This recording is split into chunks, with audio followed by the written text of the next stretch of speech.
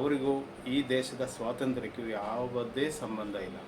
400 seat ಸಿಕ್ಕಿದರೆ ನಾವು ಸಂವಿಧಾನವನ್ನೇ ಬದಲಾಯಿಸ್ತೀವಿ ಅಂತ ಅನಂತಕುಮಾರ್ ಹೆಗಡೆ ಹೇಳಿದ್ದು ನಿಮಗೆ ನೆನಪಿದೆ.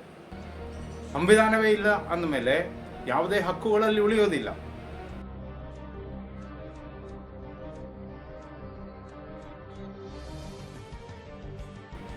ಈ ಚುನಾವಣೆಯಲ್ಲಿ ಬಿಜೆಪಿ ಗೆದ್ದರೆ ಏನಾಗಬಹುದು?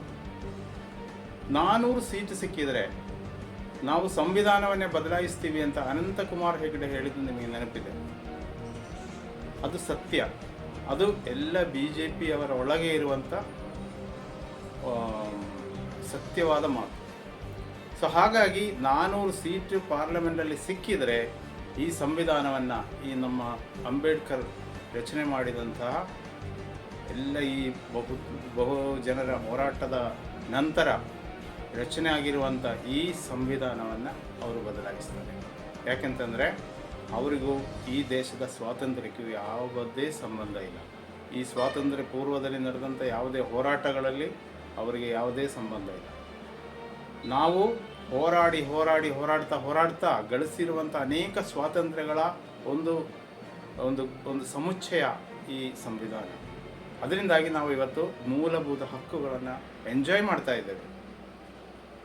ಈಗ BJP ಅಧಿಕಾರಕ್ಕೆ ಬಂದು ಸರ್ವಾನುಮತದಿಂದ 400 ಸೀಟು ಪಡೆದು ಅಥವಾ ಅದಕ್ಕಿಂತ ಹೆಚ್ಚು ಸೀಟು ಪಡೆದು ಅವರು ಅಧಿಕಾರಕ್ಕೆ ಬಂದರು ಅಂತ ಇಟ್ಕೊಳ್ಳಿ.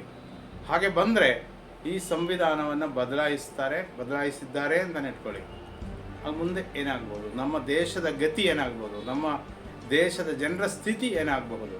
ಯಾವತ್ತಾದರೂ ನೀವು ಅದನ್ನು ಯೋಚನೆ ಮಾಡಿದ್ದೀರಾ? ಆವಾಗ ಈ ದೇಶದ ಸ್ವಾತಂತ್ರ್ಯದ ಪೂರ್ವದಲ್ಲಿ ಏನು ವ್ಯವಸ್ಥೆ ಇತ್ತೋ ಆ ವ್ಯವಸ್ಥೆಗೆ ಈ ದೇಶವನ್ನು ಅವರು ಕೊಂಡೊಯ್ತಾರೆ. ಅಂದರೆ ಜಾತಿ ಧರ್ಮದ ಆಧಾರದಲ್ಲಿ ಇಲ್ಲಿ ಇದ್ದಂತಹ ಒಂದು ಗುಲಾಮಿ ವ್ಯವಸ್ಥೆಯನ್ನು ಅವರು ವಾಪಸ್ ತರ್ತಾರೆ.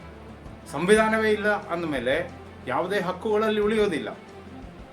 ನಮಗೆ ಯಾರಿಗೂ ಏನೂ ಹಕ್ಕುಗಳಿರೋದಿಲ್ಲ. ನಮ್ಮ ಉದ್ಯೋಗದ ಹಕ್ಕು ಇರೋದಿಲ್ಲ, ನಮ್ಮ ಸಂಘಟನೆಯ ಹಕ್ಕು ಇರೋದಿಲ್ಲ, ಆಹಾರದ ಸ್ವಾತಂತ್ರ್ಯ ಇರೋದಿಲ್ಲ, ನಮ್ಮ ನಂಬಿಕೆಯ ಸ್ವಾತಂತ್ರ್ಯ ಇರೋದಿಲ್ಲ, ಸಂಚಾರ ಸ್ವಾತಂತ್ರ್ಯ ಇರೋದಿಲ್ಲ.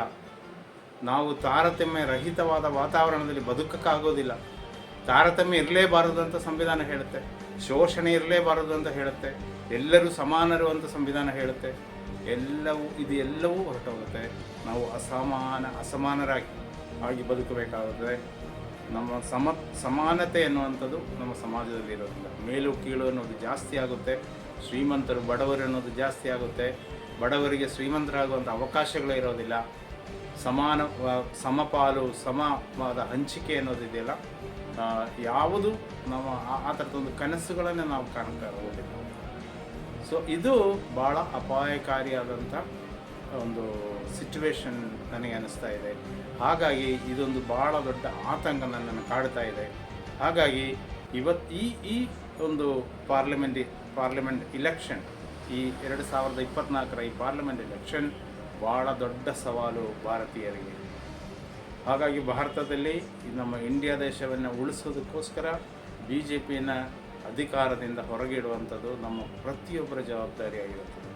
ಹಾಗಾಗಿ ಇದನ್ನು ನೀವು ಯೋಚನೆ ಮಾಡಿ, ಈ ಸಂವಿಧಾನವನ್ನು ಉಳಿಸೋಕ್ಕಾಗಿ, ಈ ಸಂವಿಧಾನವನ್ನು ರಕ್ಷಿಸೋದಕ್ಕಾಗಿ ನೀವು BJPಯನ್ನು ಹೊರಗಿಡಿ.